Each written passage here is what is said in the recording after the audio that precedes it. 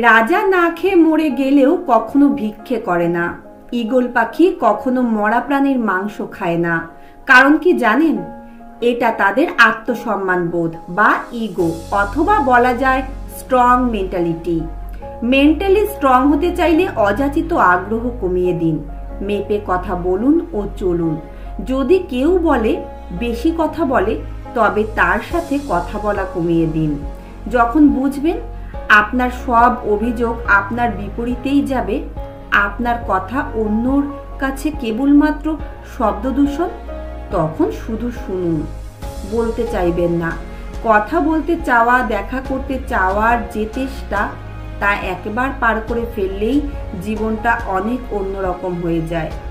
ভয়ঙ্কর কথা বলার ইচ্ছেরা গলাকে আঁকড়ে ধরে না।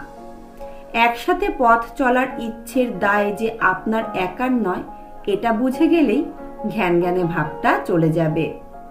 তাকে ভালোবাসি, কিন্তু একসাথে যাপন চাই না। কারো প্রতি এই রকম ভাবে আগ্রহ চলে যাবার মতো কঠিন আর কিচ্ছু নেই। আগ্রহ চলে গেলেই হলেই হলো এমন একটা ভাব নিয়ে দিব্যি ঘুরে বেড়ানো যায়। কে কি বললো, কে কি ভাবলো, এগুলো নিয়ে বিরাট রকমের মাথা ব্যথা আর হয় না। মনে হয় যে যেটা জানে জানুক, সমস্যা নেই। কেউ আমার লাইফটা লিড করছে না। অন্যের কাছে গুড ভাইবস বজায় রাখার জন্য মানুষ অনেক কিছু হারিয়ে ফেলে। এমনকি গুড ভাইবস বজায় রাখতে রাখতে অনেকে মাঝ বয়সে এসে জীবন অবধি হারিয়ে ফেলে। আর যারা জীবন হারায়নি, তারা নিজেকে গুছিয়ে নেবার অদম্য প্রয়াস করতে করতে হাঁপিয়ে গিয়েও হাল ছাড়ে না। নিজের মধ্যে প্রচন্ড পজিটিভিটি আনতে আনতে একটা সময় টের পাবেন আপনার চারপাশটা নেগেটিভিটিতে ভরে গেছে। পজিটিভ মানুষ যেমন দেখতে সুন্দর, তেমনই তার স্ট্রাগল বেশি।